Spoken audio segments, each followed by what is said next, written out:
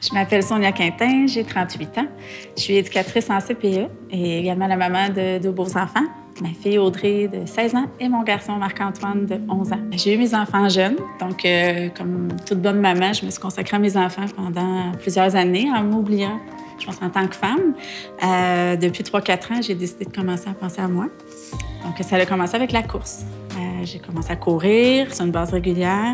Ensuite est venue l'inscription dans un gym. Je m'entraîne 4 à 5 fois semaine. J'ai vraiment eu la piqûre. On s'en est venu avec l'alimentation. Maintenant, je fais un plan alimentaire. Je fais attention à ce que je mange. Bref, je prends soin de moi. Ça faisait un petit bout de temps que l'idée de venir chez Dermapur me trottait dans la tête. Je me disais, c'est beau entraîner son corps, mais il faut entraîner sa peau aussi. Ce qui me dérangeait le plus dans mon visage, c'était vraiment la glabelle ici. La fameuse ride du lion, qui me donnait des traits plus sévères, je trouvais, des traits plus fatigués. Donc ça, c'était vraiment le point numéro 1 là, que je voulais venir faire corriger chez Dermapur.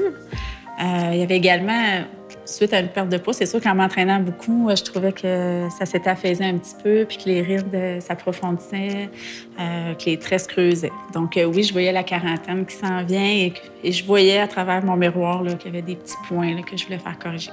Ça peut avoir l'air cliché, mais ce qui est important pour moi, c'était vraiment d'avoir les résultats naturels. La consultante chez Dermapur a tout de suite su me mettre en confiance sur ce point-là. Avec Dermapur, c'est une clinique qui était reconnue.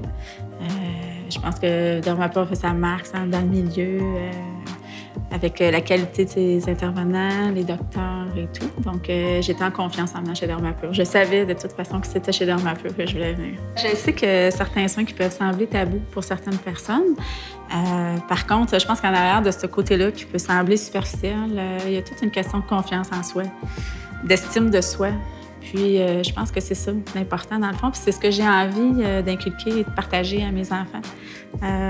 La confiance en soi, puis l'importance de prendre soin de nous. Ma définition de la beauté, pour moi, elle a vraiment changé en vieillissant. Pour moi, une belle femme, c'est vraiment d'abord et avant tout une femme qui se sent belle et bien dans sa peau. Tout est une question d'estime de soi, une question de confiance. Puis je pense que quand tu as cette confiance-là, bien, tu rayonnes.